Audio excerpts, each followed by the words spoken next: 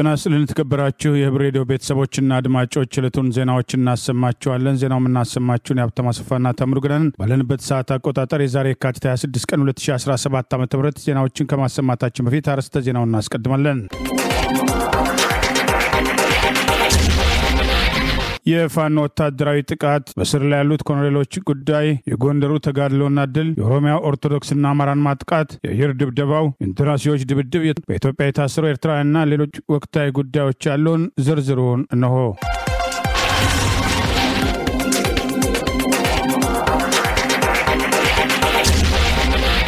የአማራ ፋኖ በጎጃም ለአራተኛ ቀን ዛሬም ከፍተኛ ውጊያ ያደረገው አንደኛ ክፍለ ጦርን ጨምሮ የተለያዩ ክፍለ ጦሮች ያደረጓቸው ወታደራዊ ጥቃቶች ድል ማስገኘታቸውን ዛሬ ባወጣው መግለጫ አስታወቀ። የአማራ ፋኖ በጎጃም አንደኛ ክፍለ ጦር ለተከታታይ 4 ቀናት ዛሬን ጨምሮ በጠላት ላይ ከፍተኛ ወታደራዊ እርምጃ በመውሰድ ከፍተኛ ሰብአዊና ቁሳዊ ኪሳራ ማድረሱን ዛሬ የካቲት 26 ቀን 2017 ባወጣው መግለጫ አስታውቋል። አንደኛ ክፍለ ጦር ባህር ዳር ብርጌድና የጣናው መብረቅ ብርጌድ በዛሬው ዕለት የካቲት 26 ቀን 2017 ዓ.ም ወደ ደና ማርያም ጭምባ አካባቢ የተንቀሳቀሰን ጠላት አይቀጡ ቅጣት በመቅጣት ከፍተኛ የሆነ ሰብአዊና ቁሳዊ ኪሳራ በማድረስ ጠላት ሬሳውን ተሸክሞ ወደ መጣበት ፈርጥጧል ሲል አስታውቋል። ሶስተኛው የአማራ ፋኖ በጎጃም አገው ምድር ክፍለ ጦር የአቤ ጉበኛ ብርጌድና የቢተወደድ አያሌው መኮንን ብርጌድ በበኩላቸው ታላቅ ጀብዱ መፈጸማቸውን ያስታወቀው መግለጫ የአብይ አህመድ አሸባሪ ኃይል ከሊበን ቁንዝላና ዱር ቤቴ ተውጣቶ ወደ ዝብህስት ህዝብን ለመጨፍጨፍ ለመግደልና ለመዝረፍ እንቅስቃሴ ሲያደርግ ጀግኖች አቸፈሪዎች ወደ ቀደምት ላሊበላ ዲላሞ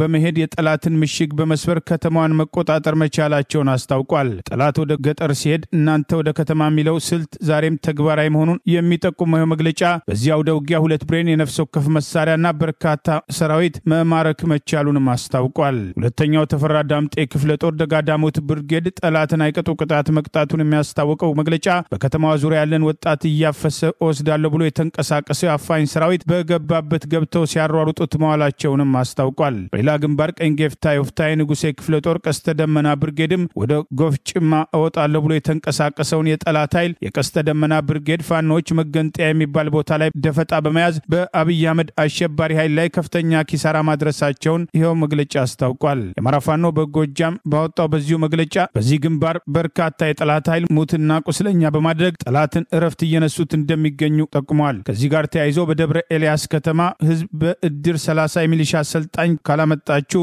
ገላችኋለን፣ እንረሽናለን፣ ከዚህ አትቀምጧትም እያለ ህዝብ እያሸበረ መሆኑን አረጋግጠናል በማለት አገዛዙ የሄደበት ያለውን እርምጃ ጭምር ጠቁሟል። በሌላ በኩል 9ኛው ሳሙኤል አወቀ ክፍለ ጦር አባይ ሸለቆ ብርጌድ በፈጸመው ጀብዱ ከግንድ ወይን ወደ አርብ ገበያ ለመሄድ የተንቀሳቀሰን ጠላት ሲቀጠቅጡት መዋላቸውና ድል መቀዳጀታቸውን አስታውቋል። ጠላትም የፋኖን በትር መቋቋም ሲያቅተው ወደ ግንድ ወይን ሬሳውና ቁስለኛውን ይዞ ፈርጥጧል ያለው መግለጫ በሁሉም ግንባሮች እየተወሰዱ ያሉ ወታደራዊ እርምጃዎችን ተከትሎ ድል መቀዳጀታቸውን አስታውቋል። ይህ በእንዲህ እንዳለ ዛሬ የካቲት 26 ቀን 2017 ዓ.ም የታሰበውን የካራማራ ድልን ምክንያት በማድረግ ጀግኖች ለሀገራቸው የከፈሉት ዋጋ ትኩረት መስጠት እንደሚገባ የአማራ ፋኖ በጎጃም በዚሁ መግለጫ አስታውሷል። በካራማራ ውጊያ ብዙዎች የሀገራቸውን ሉዓላዊነትና ዳር ድንበር አላስደፍርም ብለው አጥንታቸውን ከስክሰው ደማቸውን አፍሰዋል። ከነዚህ መካከል ኮሎኔል ታደሰ ሙሉነህ የሚጠቀሱ ናቸው በማለት ኮሎኔሉ ሚግ አብራሪ የነበሩበትን ሂደት ያስታወሰው መግለጫ የአየር ጥቃትን በብቃት የመመከተና በወቅቱም የወርቅ ሜዳሊያ ተሸላሚ እንደነበሩ አስታውሷል። ዛሬም የሱን መንፈስ የተላበሱ የሜጫ አናብስቶች የሱን ፈለግ ተከትለው በስሙ ብርጌድ ሰይመው ህዝብን ሊያጠፋ ሀገርን ሊቆርስ የመጣን ጠላት እየረፈረፉት ይገኛል በማለት የአማራ ፋኖ በጎጃም ዛሬ ባወጣው በዚሁ መግለጫ አስታውሷል። ይህ በእንዲህ እንዳለ የአማራ ፋኖ በጎጃም 8ኛው በላይ ዘለቀ ክፍለ ጦር ነጻ ባወጣቸው ወረዳዎች ላይ አገዛዙ ዛሬ የድሮን አሰሳ ማካሄዱ ታውቋል። በእነማይ ወረዳ፣ ደጀን ወረዳ፣ ደባይ ጥላግን ወረዳ፣ ሸበል በረንታ ወረዳ እና አርጅና ናውጋ ወረዳ ዛሬ የካቲት 26 ቀን 2017 ዓ.ም ተከታታይ የድሮን አሰሳ ሲካሄድ እንደነበርና በሁሉም ቦታ የሚገኙ ፋኖች የፋኖ መሪዎችና ህዝቡ የራሱን ጥንቃቄ እንዲያደርግ ጥሪ ቀርበዋል። በጉራጌ ዞን እዣ ወረዳን ወክለው የማዕከላዊ ኢትዮጵያም ክልል ምክር ቤት አባል የሆኑት አቶ ታረቀኝ ደግፌ ከ1 ዓመት ከ2 ወራት እስራት በኋላ ከእስራት ተፈቱ። ህገ መንግስቱንና ህገ መንግስታዊ ስርዓቱን በአመጽ ለመናድ በመንቀሳቀስ ተከሰው የነበሩት የምክር ቤቱ አባል አቶ ታረቀኝ ከእስራት የተፈቱት ከትላንት በስቲያም ሰኞ ዕለት ሲሆን ክሳቸው ተቋርጦ መሆኑን ጠበቃቸው አቶ ጌዶን ቦጋለ ለቢቢሲም ተናግረዋል። ጉራጌ ዞን በክልልነት እንዲደራጅ በሚያደርጓቸው እንቅስቃሴ እንቅስቃሴዎች የሚታወቁት የተቃዋሚው የኢትዮጵያ ዜጎች የማህበራዊ ፍትህ ኢዜማ ተወካይ አቶ ታረቀኝ በቁጥጥር ስር የዋሉት ባለፈው ታህሳስ 2016 ዓ.ም ሲሆን አቶ ታረቀኝ ከመታሰራቸው ጥቂት ቀናት አስቀድሞ አባል የሆኑበት የማዕከላዊ ኢትዮጵያ ክልል ምክር ቤት ባደረገው አስቸኳይ ጉባኤ ያለመከሰስ መብታቸውን አንስቶ ነበር።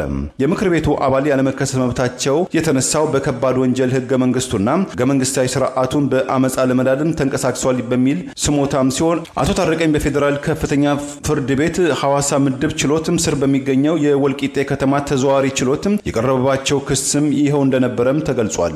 ጠበቃቸው አቶ ጌዲዮን እንዳስረዱት ደንበኛቸው አቶ ታረቀኝና አቶ ሃይደር ሙራድ የተባሉ ሌላ ግለሰብ ፍርድ ቤት የቀረቡት ባለፈው 2014 ዓ.ም በ21 ሰዎች በተመሰረተም ክስ መሆኑን ጠቅሰው ባለፈው ዓመት በዚህ መዝገብ ውስጥ ከተካተቱት ሁለት ግለሰቦች ውጪ ሌሎቹም ተከሳሾች በ2015 ዓ.ም በዋስትና ሲለቀቁ እሳቸው ግን መቅረታቸውን ገልጸዋል።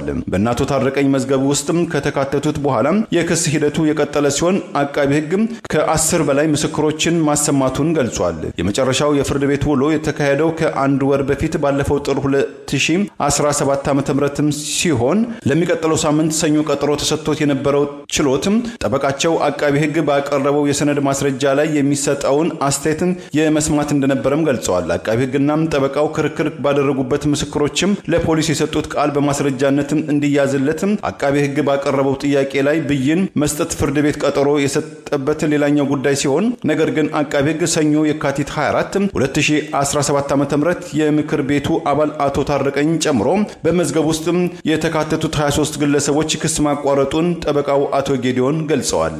በስር ላይ የነበሩትም አቶ ታረቀኝና አቶ ሃይደርም ክሱ በተቋረጠበት ዕለት ሰኞ ከእስር ቤት መውጣታቸውም ታውቋል። የምክር ቤቱ አባል አቶ ታረቀኝ ከ1 ዓመት ከ2 ወራት እስራት በኋላ ከቤተሰቦቻቸው ጋር መቀላቀላቸውም ተገልጿል።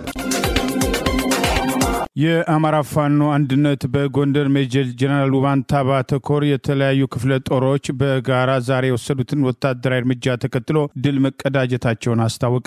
የአማራ ፋኖ አንድነት በጎንደር ሜጀር ጀነራል ውባንታ ባተኮር ዛሬ የካቲት 26 ቀን 2017 ዓ.ም ባወጣው መግለጫ የሜጀር ጀነራል ውባንታ ባተኮር አካል የሆኑት ጉና ክፍለ ጦር፣ ኢንጂነር ስመኘው ክፍለ ጦርና ሜጀር ጀነራል ውባንታ ባተ ተወርዋሪ ክፍለ ጦር አለምበር ከተማ ከንጋቱ 10 ሰዓት ተኩል የጀመረ አውደ ውጊያ አድማሱን አስፍቶ አለም ሳጋ፣ ኮሶ ማርያም፣ አምቦ፣ አሞራ ገደል፣ ሱራይ ካምፕ፣ አለምበር፣ ወጂ፣ ስንቆና ወርቅ ሜዳ ላይ ከፍተኛ ውጊያ ተደርጎ ድል መቀዳጀቱን አስተዋውቋል። ጠዋት 1 ሰዓት ላይ አለምበር ከተማና ካገዛዙ ወንበር ጠባቂ ሰራዊት ነፃ ማድረግ መቻሉን የጠቀሰው መግለጫ ጠላት ለወራት የሰራው ምሽግ በውቤ ልጆች ተደረማምሷል ሲል በፋኖ በኩል የተገኘውን ድል አስታውቋል። የክፍለ ጦሮቹ በተናበበና በተቀናጀ መንገድ የወሰዱት ጥቃት በጠላት ላይ ከፍተኛ ሰብአዊና ቁሳዊ ኪሳራ ማድረሱን ትልቅ ወታደራዊ ድል መሆኑንም አስታውቋል። ጋሳይ ላይ ጉና ክፍለ ጦር መቅደላ አምባ ብርጌድ ናደው ሻለቃ ጋሳይን ከተማ ከንጋቱ 12 ሰዓት ጀምሮ ከፍተኛ ትንቅንቅ በማድረግ ያገዛዙን ስልጣን አስጠባቂ ሰራዊት ከጋሳይን ከተማ በማስለቅ ከጋሳይን ዙሪያ ባሉ መዳረሻዎች ከፍተኛ ውጊያ መደረጉንም አስታውቋል። በዚህ ሰዓታትን በፈጀ ከፍተኛ ውጊያ በጠላት ላይ ከፍተኛ ሰብአዊና ቁሳዊ ኪሳራ የደረሰ ሲሆን ከጋሳይን ወደ ደብረ ታቦር ያገዛዙ ስልጣን አስጠባቂ ሰራዊት ቁስለኞችን አምቡላንሶች በማመላለስ መጨናነቃቸውንም ጠቅሷል። ጠላት ሊያደርገው የነበረው ትልቅ ራዩ ቅዠት ሆኖ እንዲቀር ተደርጓል። ከንጋቱ 12 ሰዓት እስከ ቀኑ 6 ሰዓት በቆየው በዚህ ከፍተኛ ውጊያ ጠላት ማንበርከክ ተችሏል። በርካታ የጠላት ኃይል መደምሰሱና መቁሰሉንም አስታውቋል። በድግድግ ጨለማ አብሪ ኮከብ የሆኑት የአማራ ፋኖ በብዛት እየተከሰቱ ነው። በዚህ ትግል ሻማ ሆነው እየቀለጡ ብርሃን እየሰጡ ይገኛል ያለው የክፍለ ጦሩ መግለጫ ያለው የአማራ ፋኖ አንድነት በጎንደር ሜጀር ጀነራል ውባንታ ባተኮር ህዝብ ግንኙነት መግለጫ ለአማራ ህዝብ ክቡር ህይወታቸውን በመስዋዕትነት እየከፈሉና እየታገሉ መሆኑን በመጥቀስ አንዳንዶች ያሏሉበትን ድላቸውን ለመንጠቅ እንደሚሞክሩ አስታውቀዋል። ፋኖ ዛሬ በተለያዩ ግንባሮች ያደረገውን ውጊያ ጨምሮ የአማራ ፋኖ አንድነት በጎንደር ሜጀር ጀነራል ውባንታ ባተኮር ስር የተካተቱት ክፍለ ጦሮች ያደረጉት ያለውን ጠንካራ ወታደራዊ ውጊያና በጠላት ላይ የወሰዱት ያለውን እርምጃ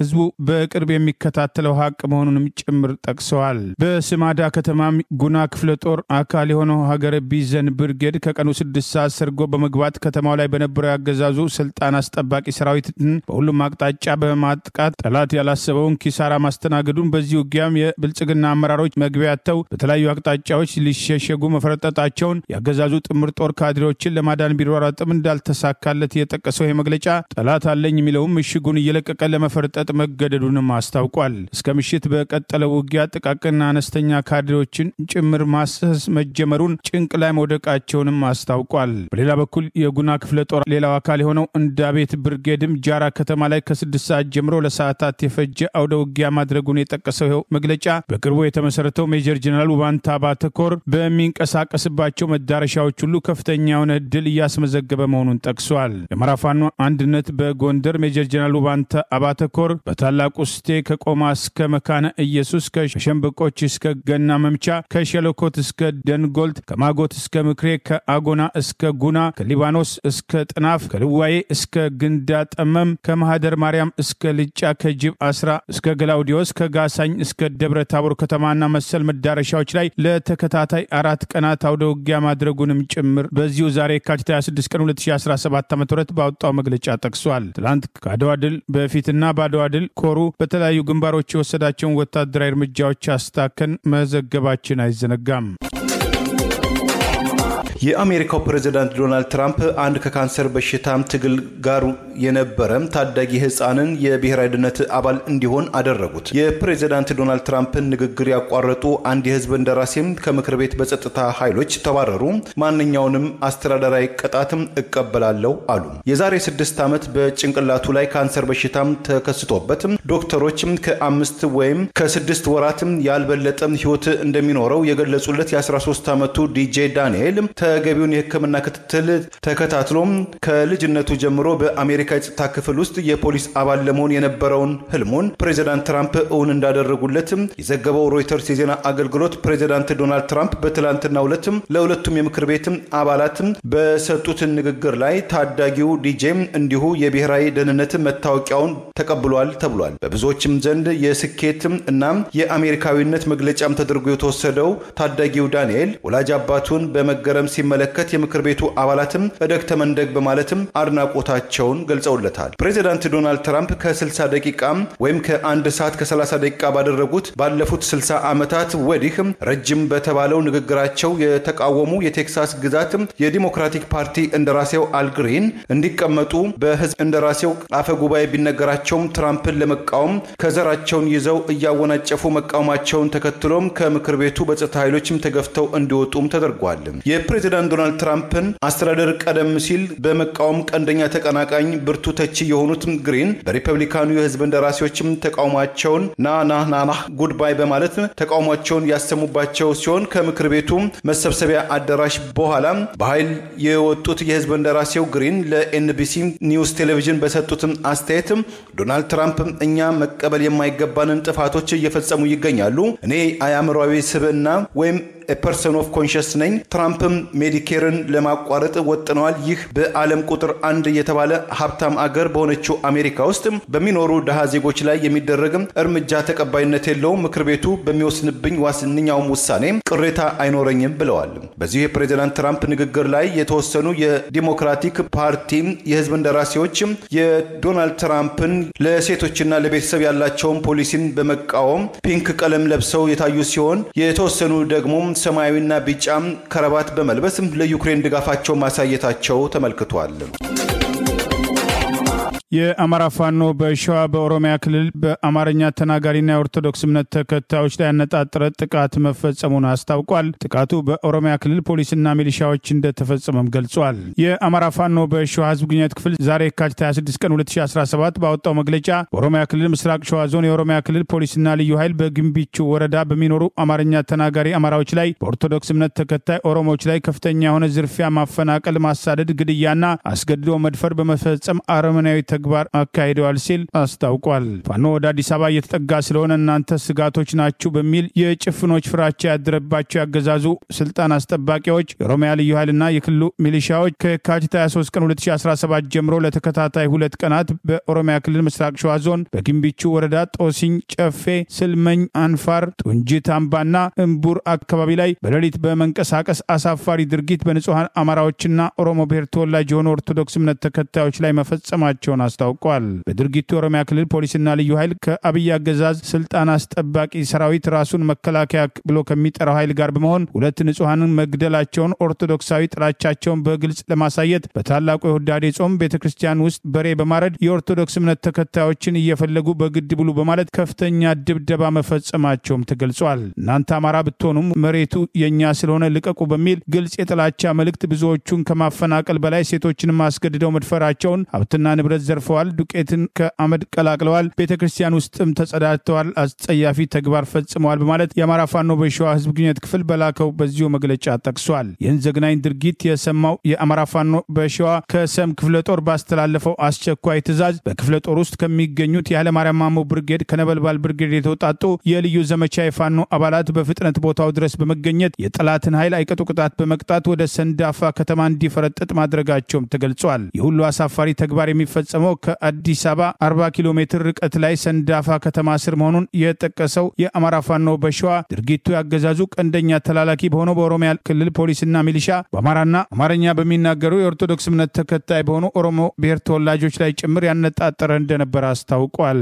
ከዚህ ቀደም አቶ ሽመልስ አብዲሳ ኦሮሞማ ሃይማኖት ነው በማለት በኦሮሚያ ክልል ለሌላ ሃይማኖት እምነት ተከታዮች ያላቸውን ንቀት ጭምር በአደባባይ የገለጹ ሲሆን በተከታታይ ባለፉት 6 ዓመታት በኦሮሚያ ክልል የሚፈጸሙ ጥቃቶች ማንነትና ሃይማኖት ተኮር መሆናቸው በተደጋጋሚ ሲገለጽ የቆየ ሲሆን አርቲስት ሃጫሉ ሁንዴሳን በተቀነባበረ መንገድ ካስወገዱ በኋላ በአማራ ብሔር ተወላጅና በኦርቶዶክስ እምነት ተከታዮች ላይ ቀጥታ ዘመቻ በመክፈት በሻሸመኔና በሌሎችም አካባቢዎች አሰቃቂ ጥቃት መፈጸማቸው አይዘነጋም። በወለጋና በደራም ከኦርቶዶክስ እምነት ተከታይ አማራ ብሔር ተወላጆች በተጨማሪ የእስልምና እምነት ተከታይ ሆኑ የአማራ ብሔር ተወላጆችም በማንነት ጥቃቱ ሳቢያ በርካቶች ከፍተኛ ጭፍጨፋ እንደተፈጸመባቸው በጊዜው መዘገቡ አይዘነጋም። በአማራ ህዝብ ላይ ጦርነት የከፈተው አገዛዝ በተደጋጋሚ በሰላማዊ ሰዎች ላይ የሚፈጽመው ጭፍጨፋ፣ የሃይማኖት አባቶች ላይና የአብነት ተማሪዎች ላይ የሚፈጽመው ጥቃትና እሳቸውን ጨምሮ እየደረሰባቸው ያለውን በደል በመቃወም የአባይ ሸለቆ ብርጌድን አንድ ሃይማኖት አባት መቀላቀላቸውን አስታወቁ። የአማራ ፋኖ በጎጃም ሳሙኤል አወቀ ክፍለ ጦር ህዝብ ግንኙነት ክፍል እንዳስታወቀው አባ ፍሬ ስብሐት ታምሩ የአባይ ሸለቆ ብርጌድን ተቀላቅለዋል ሲል አስታውቋል። በነብሴ ሳር ምድር ወረዳ ሀገረ ስብከት የጥንታዊ ዲቦ ኪዳነ ምሕረት ቤተክርስቲያን አገልጋይ የነበሩት አባ ፍሬ ስብሐት ታምሩ የአባይ ሸለቆ ብርጌድን የተቀላቀሉት ያገዛዙ ስልጣን አስጠባቂ ራሱን መከላከያ ብሎ የሚጠራው ሰራዊት በአማራ ህዝብ ላይ ወረራ ከፈጸመ በኋላ ላለፉት 19 በላይ ወራቶች በነብሴ ሳር ምድር ወረዳ በርካታ አጥቢያ ቤተክርስቲያናትን ምሽግ በማድረግ የጦር አውድማ ማድረጉንም ገልጸዋል። በዚህ መሰረት የሰላም ጌ መድኃኔዓለም፣ የገንቦኔ ሚካኤል፣ ደረጅ ክርስቶስ ሰምራ፣ ቦርቦር ተክለ ሃይማኖት፣ ዶማ ማርያም፣ የሸዋ አቡነ ሀቢብ ቤተክርስቲያኖች አገልግሎት የተቋረጠባቸው ቅዳሴ ማህሌት ኪዳን የማይደርስባቸው በመሆናቸው ምክንያት ይህንን የቤተክርስቲያን የመጠቃት ጥያቄ ይዘው ለሀገረ ስብከቱና ለወረዳ ቤተ ክህነት በተደጋጋሚ ጥያቄ ያነሱት አባ ፍሬ ስብሐት ታምሩ ለሁለት ወራት ባገዛዙ ጦር ካምፕ ታስረው መከራ መቀበላቸውንም አስታውቀዋል። በጥንታዊትና ታሪካዊት ርዕሳን መልጦሎ ማርያም ገዳም በኤንታ ኃይለ ኢየሱስ ጸሎትና ቡራኬ ምንኩስናን የተቀበሉት አባ ፍሬ ስብሐት ታምሩ ለጸሎት ከተቀመጡበት የመልጦሎ ማርያም ገዳም ታፍነው መወሰዳቸውንም ተናግረዋል። የቤተክርስቲያኗ ልዕልናዋ ተጥሷል የሚሉት አባ ፍሬ ስብሐት ታምሩ በአቡነ ሀቢብ ቤተክርስቲያን ቅጥር ግቢ ሴቶች ባገዛዙ ሰራዊቶች መደፈራቸውና ቤተክርስቲያኒቱ ሙሉ ለሙሉ የወታደሮች መፈንጫ በመሆን አገልጋይ ካህናት፣ ዲያቆናት መሰደዳቸውንም ጠቅሰዋል። በአጥቢያ ቤተክርስቲያኑ የሚገለገሉ ምዕመናን አገልግሎት በመቋረጡ ምክንያት የጥምቀትንና የአቡነ ሀቢብ ዓመታዊ ክብረ በዓልም አለመከበሩን የጠቀሱት እኚሁ አባት በቤተክርስቲያንና ሃይማኖት አባቶች ላይ ያነጣጠረ ጥቃት መፈጸሙንም ጠቅሰው የአርግዳት ቁስቋም ቤተክርስቲያን አገልጋይ የነበሩት አንጋፋውና የዕድሜ ባለጸጋ የሆኑት አባ ገብረ ስላሴ ከበደ ከበደ በአገዛዙ ሰራዊት ታፍኖ እስካሁን አድራሻቸው አለመታወቁን ከአማራ ፋኖ በጎጃም ሳሙኤል አወቀ ክፍለ ጦር ህዝብ ግንኙነት ክፍል ጋር ባደረጉት ቃለ መጠይቅ መግለጻቸውን የክፍለ ጦሩ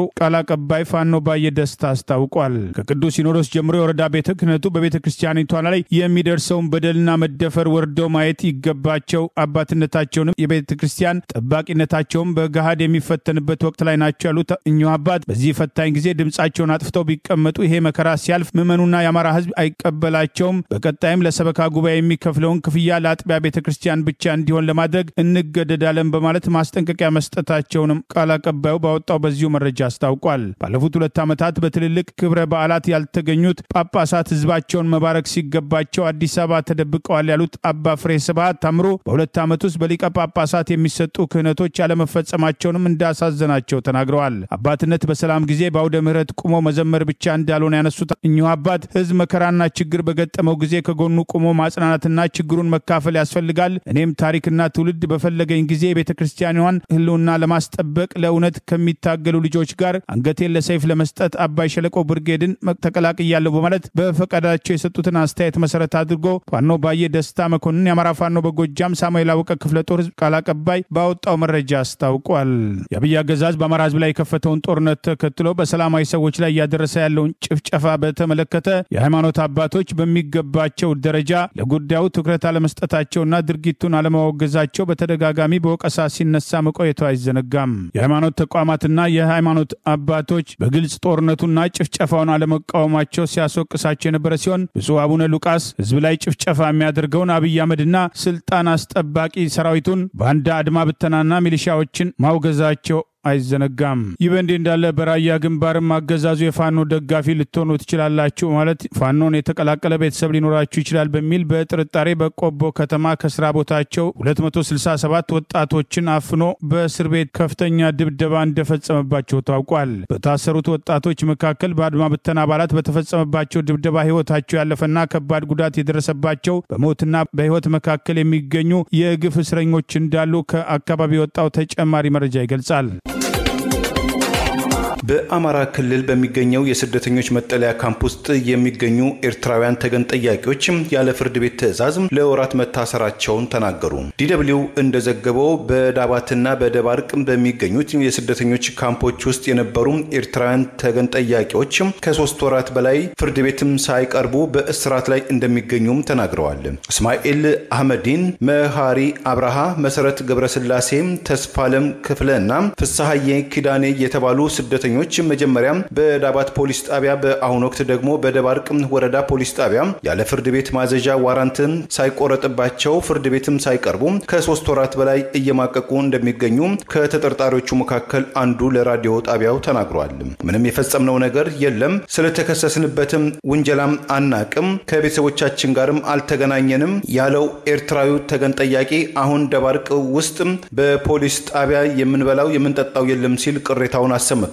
የሰሜን ጎንደር ዞን ፍትህ ቢሮ ጉዳያቸው እልባት እንዲያገኝ ለወረዳው ፖሊስ ጣቢያም ደብዳቤ ቢጽፍም ጥያቄያቸው ጆሮ ዳባ ልበስ መባሉን ተጠርጣሪዎቹም ተይዘው የሚገኙበት የደባርቅ ወረዳ አስተዳዳሪ አቶ መርሻ ወረታም ስለ ጉዳዩ ተጠይቀው እንደ አስተዳደር እኔ የማውቀው ነገር የለም፣ ባውቀው ኖሮም ተገቢው ምላሽ ሰጥ ነበረም፣ ችግር የለውም በማለትም ለጉዳዩ እንግዳ መሆናቸውን ተናግረዋል። የፍትህ ቢሮው ኃላፊው አቶ ነጋ ተሾመ በበኩላቸው ለኤርትራውያኑ ተጠርጣሪዎች ፍትህ እንዲያገኙ ባለፈው ጥር ወር መጀመሪያ ላይ ደብዳቤ ለፖሊስ ጣቢያ መጻፋቸውንና አጥጋቢ ምላሽ ያለማግኘታቸውን ገልጸዋል። ኃላፊው በማከልም ተጠርጣሪዎቹ በስማቸው የተከፈተ ፋይል አለመኖሩን አክለዋል። የመንግስታቱ የስደተኞች ድርጅት በበኩሉ በስደተኞቹ ካምፕ ውስጥ የተመዘገቡ 5 ኤርትራውያን ስደተኞች በጸጥታ ኃይሎች መታሰራቸውን መረጃ እንደደረሰውና በጉዳዩም ዙሪያ አግባብነት ካላቸው የመንግስት ባለስልጣናት ጋር እየተነጋገረ መሆኑን ገልጿል። በጉዳዩ ዙሪያ አግባብነት ያላቸው የክልሉ ባለስልጣናት በቂ መረጃ አለመስጠታቸውን ራዲዮ ጣቢያው ገልጿል። በኤርትራም የደርስብናል ያሉትን የሰብአዊ መብት ጥሰትን በመሸሽ ወደ ኢትዮጵያም ትግራይ ክልል ቀደም ሲል የዘለቁ በርካታ ኤርትራውያን ተገን ጠያቂዎች በደም አፋሳሹም የሰሜን ኢትዮጵያ ጦርነት ወቅት የኤርትራ ኃይሎች ከስደተኞች ጣቢያም ዘልቀው በመግባት አፍነው እንደወሰዷቸው አምነስቲ ኢንተርናሽናልን ጨምሮ የተለያዩ ዓለም አቀፍ የሰብአዊ መብት ተሟጋቾች ድርጅቶች መግለጻቸው አይዘነጋም። በአማራ ማንነታቸው ሳቢያ ከታሰሩት የፖለቲካ እስረኞች መካከል 6 ኮሎኔሎች የሚገኙበት መዝገብ በትላንትናው ዕለት ታይቷል። አቃቤ ሕግ ለፈጠራ ክሱ ተጨማሪ ምስክሮች እያሰማ ነው። በአማራ ማንነታቸው ሳቢያ ከፌዴራል ፖሊስ ከአማራ ልዩ ኃይልና ከመከላከያ ጨምሮ የታፈሱ ከታሰሩት መካከል የሚገኙበትና በአሁኑ ወቅት በስር ላይ ከሚገኙት የአማራ ብሔር ተወላጅ ህሊናና የፖለቲካ እስረኞች መካከል የተካተቱት 6 ኮሎኔሎችን ጨምሮ የፖለቲካና ህሊና እስረኞቹ በትላንትናው ዕለት ፍርድ ቤት ቀርበው የአቃቤ ሕግ ምስክር መሰማቱ ታውቋል። በእነ ቴዎድሮስ ጣምራይ መዝገብ ከተከሰሱት 23 የህሊናና የፖለቲካ እስረኞች መካከል የሚገኙበት ኮሎኔል ሳምሶን ማሞክ እንዳይላሉ፣ ኮሎኔል ደሳለኝ ውቡ ተሾመ፣ ኮሎኔል ሀብታሙ ተሻገር ሙሉ፣ ኮሎኔል መልኩ ተስፋዬ ፍቃዱ፣ ኮሎኔል አስማማው አረጋ ካሳ፣ ኮሎኔል ምስጋናው አባትነ አያሌውና መዝገቡ በስሙ የሚጠራው ቴዎድሮስ ጣምራይ ፈንታውን ጨምሮ 23 የህሊናና የፖለቲካ እስረኞች አቃቤ ሕግ ባቀረበባቸው የፈጠራ ክስ ላይ 7 ምስክሮች በትላንትናው ዕለት የካቲት 25 ቀን 2017 የፖለቲካ ጉዳዮች በሚታይበት የፌዴራሉ ከፍተኛ ፍርድ ቤት ልደታ ምድብ የህገ መንግስትና ጸረ ሽብር ጉዳይ ችሎት መሰማቱን የፍርድ ቤት ሂደቱን የተከታተሉ ወገኖች የላኩት መረጃ ይገልጻል። ከዚህ ቀደም በቅድመ ምርመራ ወቅት አንዱ ዓለም የሚለውን ስሙን አቤኔዘር ታደሰ በሚል ቀይሮ እንዲሁም ከ2 ወር በላይ ከሚመሰክርባቸው ሰዎች ጋር አብሮ የታሰረ ሐሰተኛ ምስክር እውነታውን ክዶ ከቤቱ እንደመጣ አድርጎ በትላንትናው ዕለት እንዲመሰክር በአቃቤ ሕግ የተገደደው ሰው በዕለቱ ተገኝቶ የምስክርነት ቃሉን መስጠቱም ታውቋል። የምስክርነት ቃሉ ክህደት የሞላበትና አቃቤ ሕግ እየቀለበ ውሸት ሲያስጠና የከረመ ስለመሆኑ ከቃሉ ለመረዳት መቻሉና የፍርድ ቤት ሂደቱን የተከታተሉ ወገኖች ገልጸዋል። ከሰዓት በኋላ ጀምሮ ምስክሩ የተሰማ ቢሆንም የአቃቤ ሕግና የጠበቆች የማብራሪያና መስቀለኛ ጥያቄ ለዛሬ በይደር በቀረበበት ወቅትም የምስክሩ ሐሰተኝነት መጋለጡ ታውቋል። በማንነታቸው ሳቢያ ከስራ ቦታ ከቤትና ከመንገድ እየታፈሱ የሚታሰሩ የአማራ ብሔር ተወላጆች ውስጥ የሚገኙት 6 ኮሎኔሎች በዚህ መዝገብ የተካተቱበትና የአገዛዙን የፈጠራ ለሽብር መነሳሳት ውንጀላን በተመለከተ በተደጋጋሚ በማንነታቸው ሳቢያ መያዛቸውን በልዩ ልዩ መንገድ ሲገልጹ የቆዩ ሲሆን ፍርድ ቤቱ ጉዳያቸውን በአግባቡ ከመከታተል ይልቅ የአቃቤ ሕግን ውንጀላ በመቀበል የአቃቤ ሕግን ምክንያቶች እያዳመጠ ሂደቱን በቀጠሮ ሲያጉላላ መቆየቱ ቅሬታም አልፎ አልፎ ሲነሳ መቆየቱን ችሎቱን የተከታተሉ ወገኖች የላኩት መረጃ ይገልጻል። ይህ እንዳለ አቃቤ ሕግ አሉኝ ካላቸው ምስክሮች መካከል 7 የሚሆኑት በችሎት ተገኝተው በትላንትናው ዕለት የመሰከሩ ሲሆን አገዛዙ የፈጠራ ክሱን ህጋዊ ለማድረግ በተደጋጋሚ ሐሰተኛ ምስክሮችን ሲያስጠና የነበረበት እርምጃ በትላንትናው ችሎት በግልጽ መታየቱንም ለመረዳት ተችሏል። ዛሬም በተመሳሳይ ምስክሮች ማሰማት የቀጠለ ሲሆን በሌላ በኩል በትላንትናው ዕለት በነዘነበ ሽታ እንዳይላሉ በሌሎች የፖለቲካ እስረኞች መዝገብ ስር በወንጀል የተከሰሱት ዘነበ ሽታ እንዳይላሉ፣ አማኑኤል ሳልዬና ብስራት ካሳ የተባሉ ተከሳሾች በዕለቱ ቀርበው ለመጋቢት 30 ቀን 2017 በችሎት እንዲገኙ በሚል ተለዋጭ ቀጠሮ እንደተሰጣቸውም ታውቋል። የአብይ አገዛዝ በአማራ ህዝብ ላይ የከፈተውን ጦርነት ተከትሎ የአማራ ብሔር ተወላጅ የሆኑ በተለያዩ ጸጥታ ተቋም ውስጥ የሚገኙትን ለኔ አይመቹም ያላቸውን በግፍ ሲያስራቸው መቆየቱ መዘገቡ አይዘነጋም።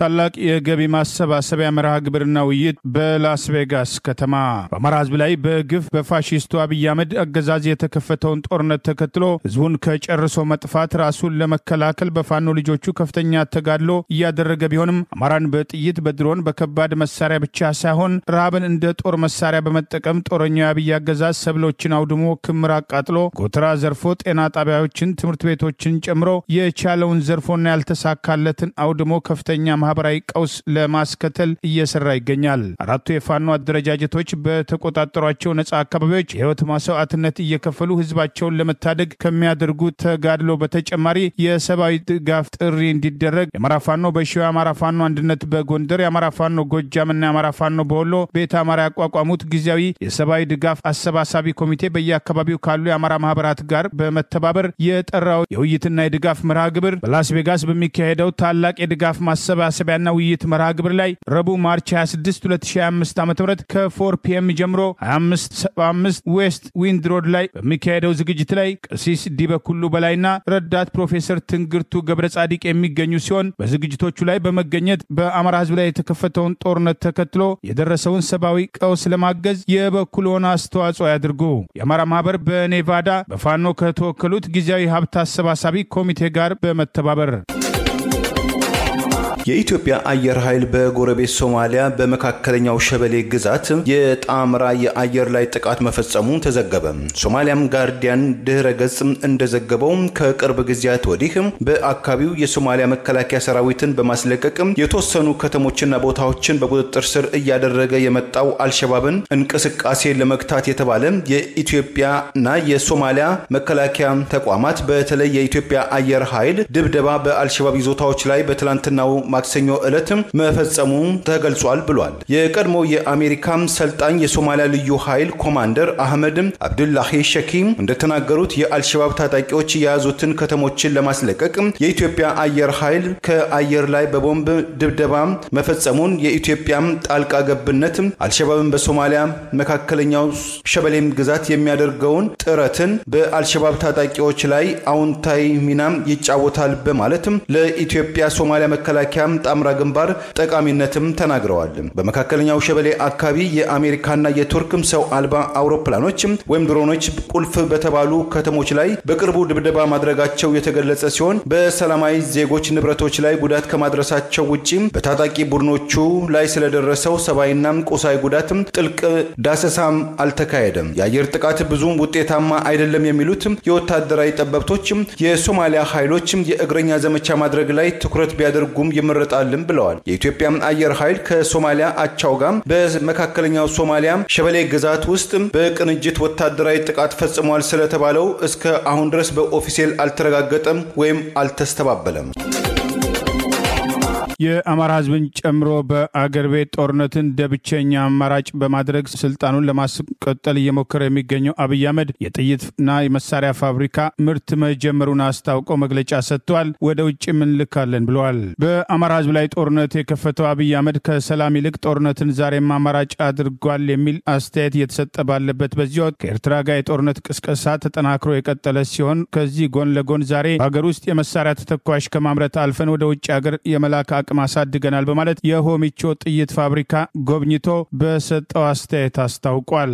አሁን ኢትዮጵያ በሀገር ውስጥ ተተኳሽ ከማምረት አልፎ ወደ ውጭ የመላክ አቅም አሳድጋለች ማለት ክላሽና ስናይፐርን ጨምሮ ከማምረት መደረሱን ፋብሪካው ዘመናዊ መሆኑን በዚህ ወቅት በሰጠው አስተያየት መግለጹን የተቆጣጠራቸው መገናኛ ብዙሃን ዘግበዋል። አሁን ኢትዮጵያ በሀገር ውስጥ ተተኳሽ ከማምረት አልፎ ወደ ውጭ የመላክ አቅም አሳድጋለች ያለው አብይ አህመድ የእርምጃ በሙሉነት የተገነባና በሚገባ የታጠቀ የሀገር መከላከያ ሰራዊት ከማረጋገጥ አንጻር አበረታች ስራ ነው ማለቱም ተጠቅሷል። ከመከላከያ ግብዓቶች ባሻገር ሀገር የራሷን ምግብ፣ መድኃኒትና አልባሳት በበቂ ሁኔታ በማምረት እውነተኛ በራስ ምርት መተማመንን ማረጋገጥ ይገባል በማለት አስተያየት የተሰጠ ሲሆን ተመረቱ ያላቸውንም በዝርዝር በመግለጽ ስናይፐር፣ ክላሽና የተለያዩ ተተኳሾችን እንደሚያመርት አስታውቋል። ከዚህ ቀደም ኢትዮጵያ ስንዴል ኤክስፖርት አድርጋለች በሚል የአሜሪካ ተራድኦ ድርጅት ዩኤስኤድ እና የተባበሩት መንግስታት ድርጅት እና የዓለም የምግብ ፕሮግራም ድርጅት ለኢትዮጵያ ለተረጂዎች የሰጡትን እርዳታ እንደዋት አመራሮች ሁሉ በመስረቅ እንዲሁም በማስፈጨት ዱቄቱ ለሶማሊያና ለኬንያ መሸጡ ቅሬታ ሲቀርብበት እንደነበር የሚያስታውሱ ወገኖች ኢትዮጵያ መሳሪያ ያመረተች ወደ ውጭ ትልካለች የሚለውንም ካለፈው ሁኔታ ጋር ለማያያዝ ሞክረዋል። ከ6 ዓመት በፊት ስልጣን ላይ በወጣ ማግስት ድፍድፍ ነዳጅ ተገኝቷል፣ ማምረት እንጀምራለን የሚል መግለጫ የሰጠበትን ሁኔታ የሚያስታውሱ ወገኖች ለመሆኑ ኢትዮጵያ ሰላም የምታመርተው መቼ ነው በማለት አብይ አህመድ ስልጣን ላይ ከወጣ ጀምሮ በአገሪቱ ሲፈጸሙ የነበሩ ማንነትና ሃይማኖት ተኮር ጥቃቶች እያደጉ ወደ ተሟላ ጦርነት መከዱና ዛሬም በድሮና በሚክስ ሳይቀር የገዛ ዜጎቹን የሚጨፈጭፍ መንግስት አገር ሳይሆን ስልጣን ለመጠበቅ የተቋቋመ መከላከያ በተግባር እየታየ ባለበት ሂደት ውስጥ አብይ ተጨማሪ ወታደራዊ ጉልበት እያሳደገ መሄዱ ለስርዓቱ ካልሆነ በስተቀር ለህዝቡ ተጨማሪ ስጋት መሆኑን ያሳያል። ከኤርትራ ጋር የገባበትን ዲፕሎማሲያዊ ቁርቋሶም ወደ ጦርነት ለማምራት የሚደረገው ሂደት አገሪቱን ዋጋ እንዳያስከፍላት ጉዳዩን በሰላም መጨረስ ይገባል የሚሉ ድምጾችን ለማዳመጥ ፍላጎት እንደሌላቸው በተግባር እያሳዩ ይገኛል የሚሉ አስተያየቶችም ተከትለው ቀርበዋል። ሰሞኑን የቀድሞ ምርኮኛና የአገዛዙ ስልጣን አስጠባቂ ጦር ኤታማጆር ሹም ብርሃኑ ጁላ ህዝባዊ የሆነውን የአድዋ ድል በዓል እነሱ ብቻ ባከበሩበት የአድዋ ሙዚየም ባደረገው ንግግር በቅርቡ የቀይ ባህር አካል እንሆናለን በሚል የሰጠው አስተያየትና በየጦር ግንባሩ ከፍተኛ ወታደራዊ አዛዦች የሚያደርጓቸው ቅስቀሳዎች የዛሬው የጥይት ፋብሪካ ጉብኝት ለኤርትራ መልእክት ለማስተላለፍ ነው የሚሉ አስተያየቶች ተከትለው ቀርበዋል። ሀገር ሰርቢያ ውስጥ በትላንትናው ዕለት በህዝብ እንደራሴዎች መካከል በተካሄደ በአስለቃሽ ጢስ በታጀበ ግጭት አንድ የህዝብ እንደራሴን ጨምሮ በትንሹ በ3 ሰዎች ላይ ጉዳት ደረሰባቸው። ለዩኒቨርሲቲ ተማሪዎች የሚሰጥ ድጎማን ለመጨመር በተጠራ ጉዳይ ላይ ውሳኔ ለመስጠት በተጠራው የምክር ቤቱ ስብሰባ ላይ የተገኙ የተቃዋሚ ፓርቲዎች አባላት የገዢው ፓርቲ ደርዘን የሚሆኑ ውሳኔዎችን ለመወሰን ከመንደርደሩ በፊት ጠቅላይ ሚኒስትሩ ሜሎስ ቫለኪ ከስልጣን ይውረዱ የሚል መከራከሪያ ሐሳብ አቅርበው ነበር። የምክር ቤቱ ስብሰባ ከተጀመረ ከአንድ ሰዓት በኋላ ተቃዋሚዎች ፊሽካ በመንፋት ሰርቢያ ታንሰራራለች፣ አገዛዙ ይወድማል የሚል መፈክርን በመያዝ ከውጪ ከተሰባሰቡ ተቃዋሚዎች ጋር የዓላማ ድምጽ በማሰማታቸው ተከትሎ በተነሳው ግጭት በጢስ ቦምቦች በእንቁላልና የውሃ ጠርሙስ በታጀበ ተቃውሞ አንድ የፓርላማ አባልን ጨምሮ 3 ሰዎች ላይ ጉዳት መድረሱን የሆስፒታል ምንጮች ለመገናኛ ብዙሃን ገልጸዋል። የፓርላማው አፈጉባኤ አንድሬሪቺ ተቃዋሚዎችም የአሸባሪዎችም ስብስብ በማለትም ኮንነዋቸዋል። የሀገሪቱ የመከላከያ ሚኒስትር ባርቴልስ ካሲክ በበኩላቸው ተቃዋሚዎቹ የፈጸሙት ንብረት ማውደም፣ በሰዎች ላይ ጥቃት መሰንዘራቸው ማንነታቸውን የፖለቲካ አጀንዳቸውን የገለጸ ማፈሪያነታቸውን ያሳየ ነው ብለውታል። ጉዳት የደረሰባቸው የህዝብ እንደራሴን ኦብሴርቬክን ሆስፒታል ድረስም ተጉዘው የጎበኙት የሀገሪቱ ፕሬዝዳንት አሌክሳንደር ቮኬስ ጀስሚን ኦብልሴፌክ አሸንፈዋል፣ ሰርቢያም ታሸንፋለች ማለታቸውን ኤፒም ከዋና መዲናዋ ቤልግሬድም ዘግቧል። ተቃዋሚዎች በበኩላቸው በአገሪቱ የሽግግር መንግስት እንዲቋቋም የጠየቁ ሲሆን መንግስትም ህግን የማውጣትም ስልጣን የለውም በማለትም አቋማቸውን ገልጸዋል። ራሷን ከኮሶቮ በማግለል 6.6 ሚሊዮን ህዝቦቿን ይዛ የዘለቀችው ሰርቢያ በደቡባዊ ምስራቅና ማዕከላዊ አውሮፓ ውስጥ የባህር በር የሌላት አገር በመሆን ከ1990 አውሮፓ አቆጣጠር ጀምሮ የሪፐብሊክ ሰርቢያ በመባል መጠራት መጀመሯም አይዘነጋም። የፕሬዝዳንት ዶናልድ ትራምፕን የተቃወሙት የአረብ ሀገራት የፈረሰችውን ጋዛ መልሶ ለመገንባት የ$53 ቢሊዮን እቅድ ካይሮ ላይ ባደረጉት አስቸኳይ ስብሰባ ማጽደቃቸው ተገለጸ።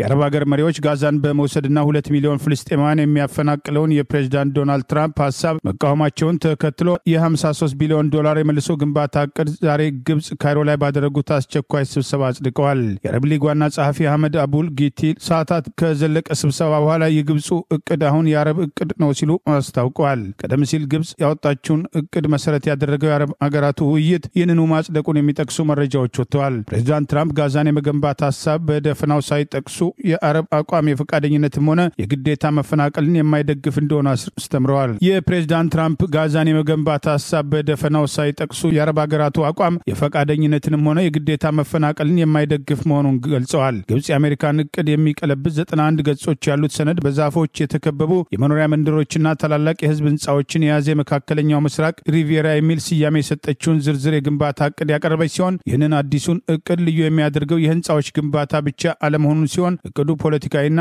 ለፍልስጤማውያን የመኖር መብትን ለመስጠት ያለመ ነው ተብሏል። ይህንን አዲሱን እቅድ ልዩ የሚያደርገው የህንጻዎች ግንባታ ብቻ አለመሆኑ የግብጽ ፕሬዝዳንት አብዱል ፈታህ አልሲሲ በመክፈቻ ንግግራቸው ከአካላዊ ግንባታ እቅዱ ለመሳ የሚሄዱ የሁለት ሀገራት መፍትሄ እየተባለ ወደሚጠራው የመፍትሄ ሽግግር እንዲደረግ ጥሪ ያቀረቡ ሲሆን ይህ መፍትሄ በሰፊው የአረብ ሀገራትና በሌሎችም አብዛኞቹ ሀገራት ሊቆም ያልቻለው ግጭት ዘላቂ መፍትሄ ተደርጎ እንደሚታይም ተጠቅሷል። ነገር ግን የእስራኤል ጠቅላይ ሚኒስትር ቤንያሚን ኔታንያሁና አጋሮቻቸው በጽኑ የሚቃወሙት ሲሆን አዲሱ እቅድ ጋዛ በጊዜያዊነት ብቁ ከሆኑ ባለሙያዎች የተውጣጣ በፍልስጤም የጋዛ አስተዳደር ኮሚቴ በተባለ አስተዳደር እንዲመራም አስቀምጠዋል። እቅዱ ሐማስ ሊጫወተው ስለሚችለው ሚና ጉዳይ ሸፋፍኗል የተባለ ሲሆን ታጣቂ ቡድኑ ሊያደርሰው ስለሚችል መሰናክል በግልጽ ሳይጠቀስ የእስራኤልና ፍልስጤም ግጭት ምንጭ ከተወገደ ጉዳዩ መፍትሄ ያገኛል ተብሏል። አንዳንድ የአረብ ሀገራት ሐማስ ሙሉ በሙሉ ትጥቁን እንዲፈታ ጥሪ በማድረግ የሚታወቁ ሲሆን ሌሎች ደግሞ ይህ ውሳኔ ለፍልስጤማውያን የተተወነው ማለታቸው አይዘነጋም። ሐማስ በጋዛ መልሶ ግንባታ ምንም ሚና እንደማይጫወት መቀበሉ እየተነገረ ሲሆን ትጥቅ መፍታት ግን ቀይ መስመር ነው ተብሏል። የፕሬዝዳንት ዶናልድ ትራምፕን እቅድ አርቀው አሳቢነት ነው ሲሉ የገለጹት የእስራኤሉ ጠቅላይ ሚኒስትር ቤንያሚን ኔታንያሁ የፍልስጤምን አስተዳደር ጨምሮ ሐማስ በቀጣይ የሚኖረው ሚናን በተደጋጋሚ ውድቅ ሲያደርጉ መቆየታቸው አይዘነጋም። ለመልሶ ግንባታ መርሃ ግብሩ አስፈላጊ ገንዘብ ለማሰባሰብ በሚቀጥለው ወር ትልቅ ዓለም አቀፍ ጉባኤ ይካሄዳል ተብሏል። ባለጸጋ የመካከለኛው አረብ ሀገራት ለግንባታው ግዙፉን በጀት ለመሸፈን ፈቃደኛ መሆናቸው የተጠቀሰ ሲሆን ነገር ግን አንዳንዶች መዋለ ንዋያቸውን ለማፍሰስ በሌላ ጦርነት ህንፃዎቻቸውን እንደማይወድሙ ሙሉ በሙሉ እምነት ስላላደረባቸው ዝግጁ አይደሉም ተብሏል። የተባበሩት መንግስታት ድርጅት በጋዛ 90% የሚሆኑ ቤቶች መውደማቸውን የጠቀሰ ሲሆን ጋዛን ለመገንባት በወጣው አዲሱ የአረብ እቅድ ግዙፍ ፍርስራሾችና ያልመከኑ ፈንጂዎችን ማስወገድን የያዘ ቅድመ ማገገሚያ የ6 ወራት ማስጀመሪያ ጊዜን ጨምሮ በ3 ምዕራፎች የተከፋፈለ መሆኑም ተገልጿል። ለዛሬ ያሉን ዜናዎች እነዚህ ናቸው። ዜናውን ስታደምጡ ለቆያችሁ የህብር ሬዲዮ ቤተሰቦችና አድማጮች ምስጋናችን ይድረሳችሁ። የህብር ሬዲዮ ኦፊሻል ዩቲዩብ ቻናላችንን ሰብስክራይብ ያላደረጋችሁ ሰብስክራይብ በማድረግ በተጨማሪም የደውል ምልክቱን በመጫን የህብር ሬዲዮ ቤተሰብ እንድትቀላቀሉ በአክብሮት እንጋብዛለን። እንደወትሮ ሁሉ የህብር ሬዲዮ ቤተሰቦች ፕሮግራሞቻችንን ላይክ በማድረግ ሼር በማድረግ አስተያየቶቻችሁን በመስጠት አብሮነታችሁን ትገልጹ በአክብሮት እንጠይቃለን። በድጋሚ እናመሰግናለን። ጤና ይስጥልን። ቸር እንቆይ።